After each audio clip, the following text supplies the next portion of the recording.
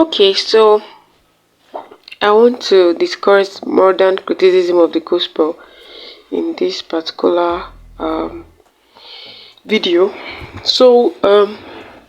The topic is actually a broad one. The topic is biblical criticism. All right, so we have biblical criticism of the Old Testament and then the New Testament. But for the sake of the person that asked the question, I'll be discussing modern criticism of the gospel. So I would like to say that in case the note is not that bold enough for you to see, I'm going to paste it on the description box, so you can check it. Also, the other videos I did on sociological theories, I think I pasted the note also in the description box, so you can check it there so that you can use it. Alright, so let's get started. So the term biblical criticism, let's explain that. So the term biblical criticism refers to the process of establishing the plain meaning of biblical text and of assessing their historical accuracy. So what this means is that when you say you're criticizing something, you're criticizing the Bible, it refers to the process of trying to establish the meaning of biblical text and then trying to be sure that it is accurate historically. So that's just them trying to, like, okay, there's a book, probably someone published a book, let's say a book on CRS, you get, and then you're trying to find out if everything the person wrote in that book is correct. You get, just like how people sit down to criticize a movie. All right. So now the word criticism need not be interpreted negatively, as if the text were mainly criticizing.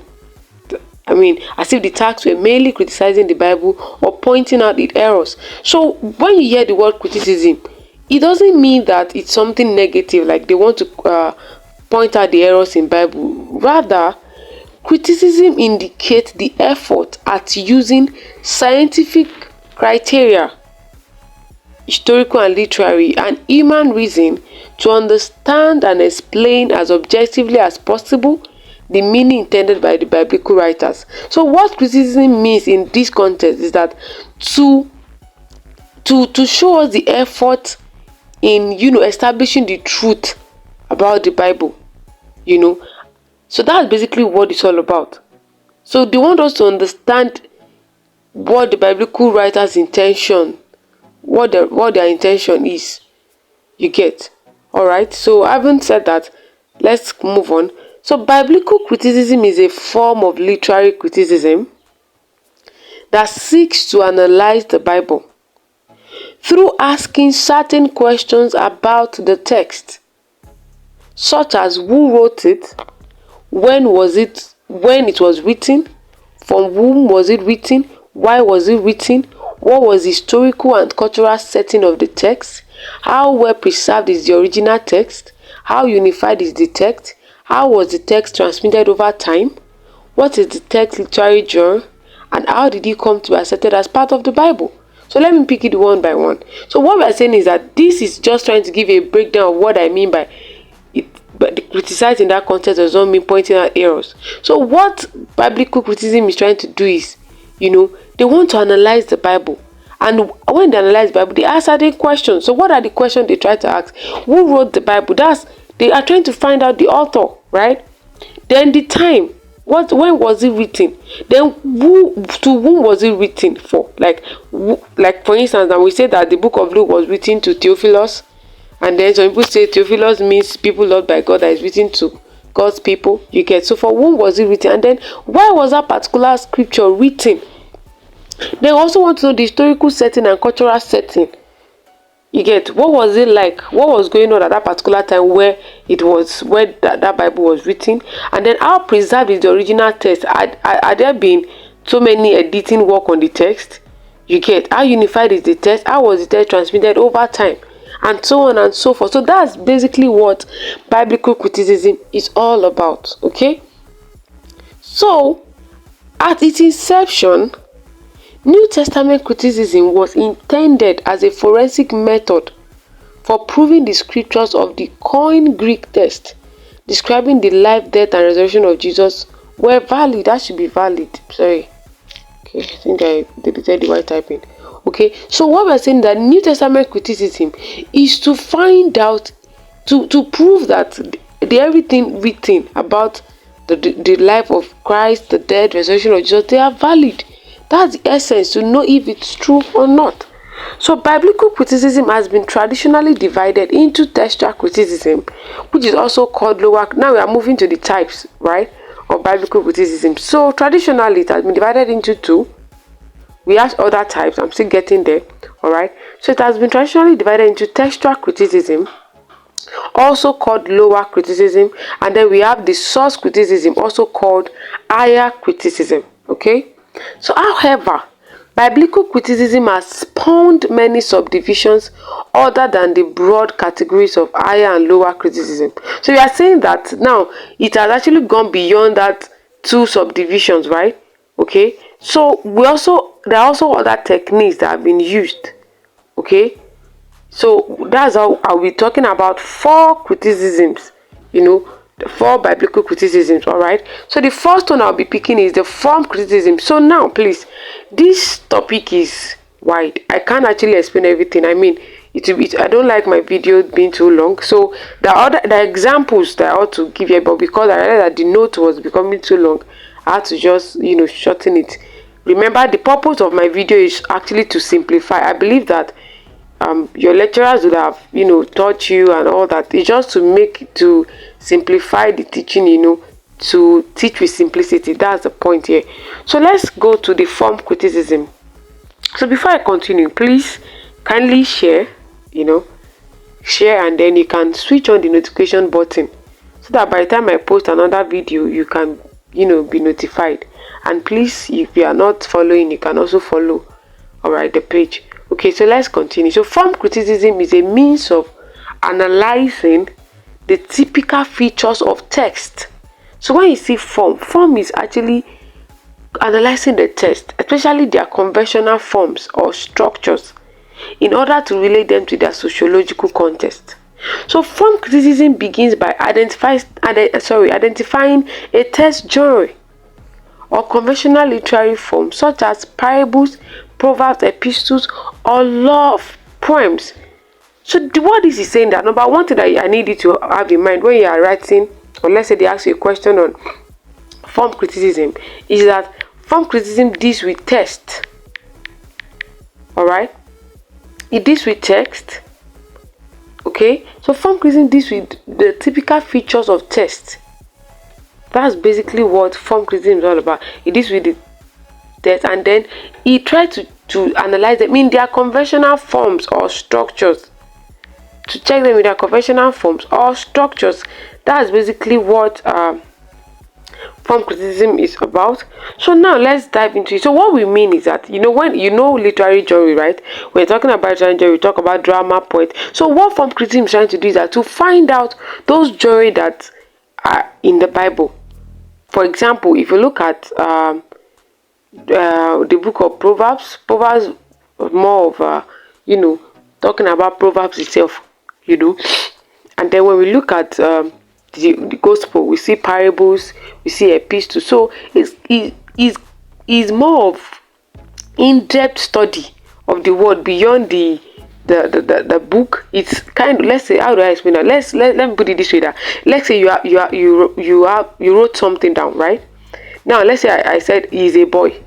Okay, so form criticism is kind of analyzing each text you get to find out what genre is this. Is this a hymn? Is this a tale?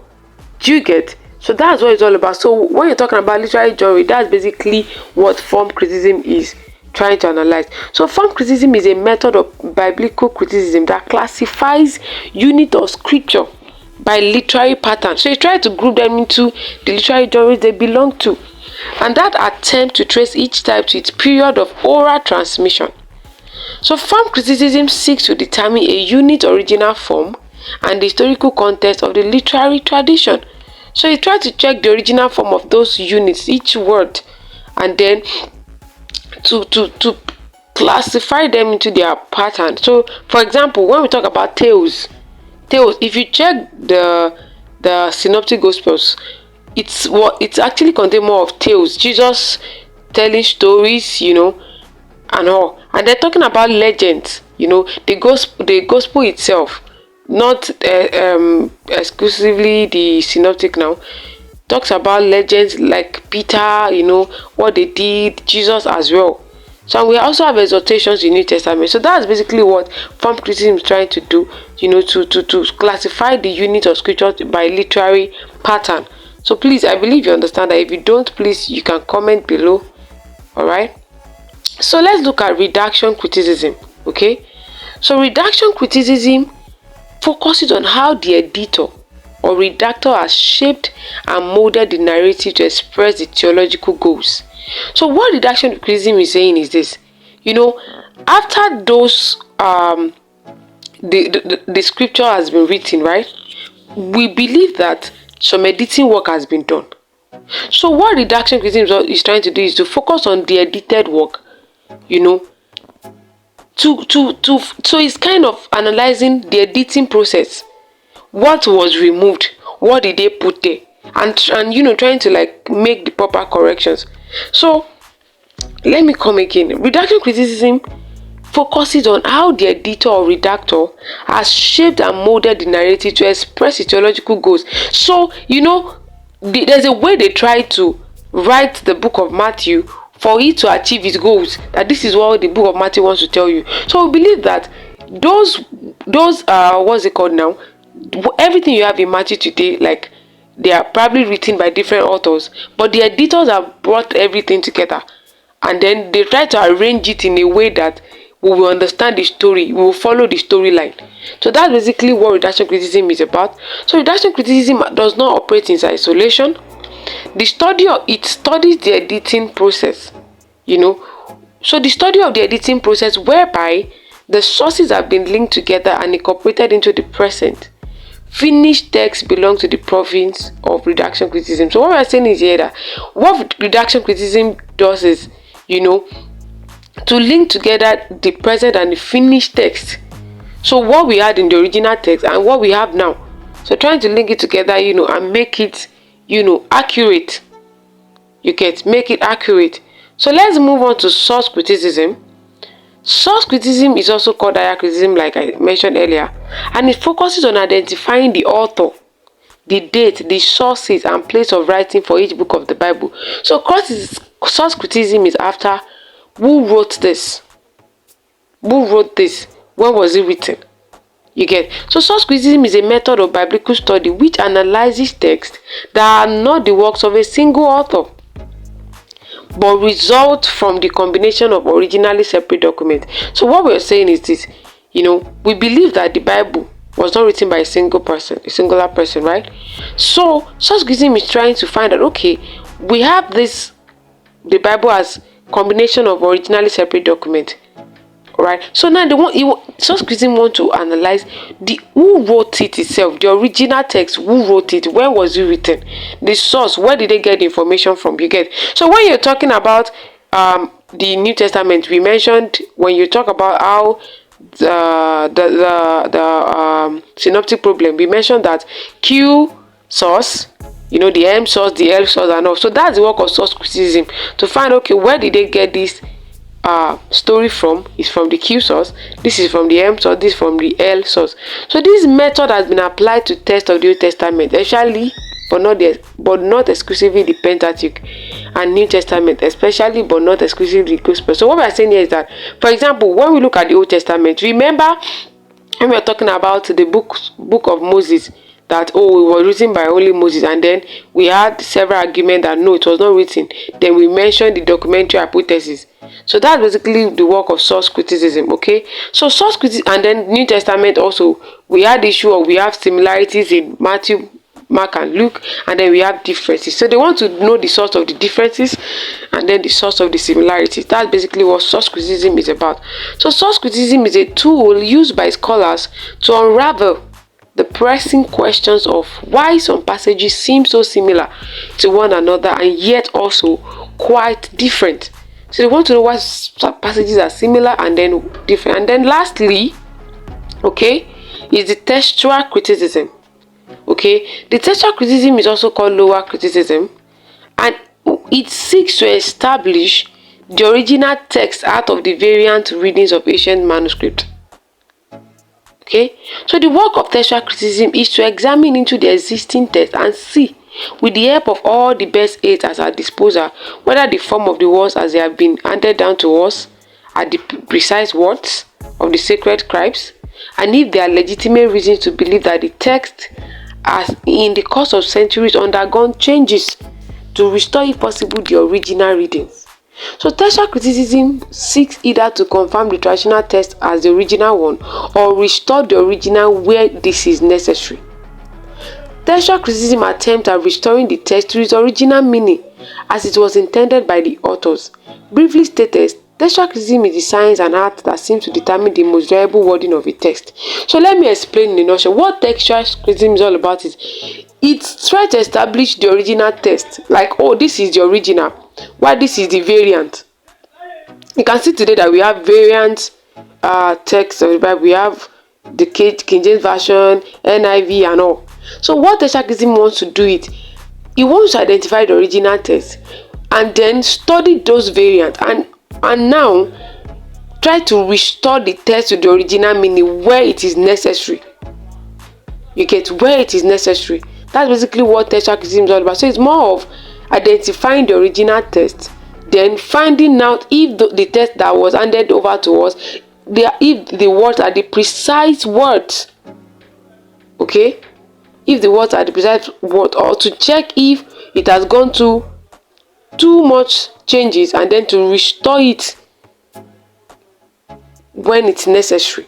So let me just do a recap, okay, of everything. So I mentioned 4 criticisms. We have form, we have redaction, we have source, we have textual. Source criticism focuses on the identifying the author, the date, the sources, where they got the information from.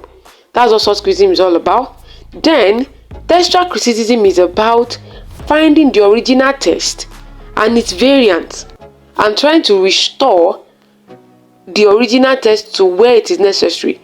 Then the form criticism is like studying each unit, each word, to figure out the literary pattern that they belong to. And then redaction criticism is focuses on the editing processes, trying to link together and then incorporating into the present the finished text. So that's basically what redaction criticism is all about. So that's that about modern criticism of the New Testament. So if you have any question, kindly use the comments box and then I'll answer your question. Okay, thank you so much for watching. Once again, please share. All right, thank you. Bye.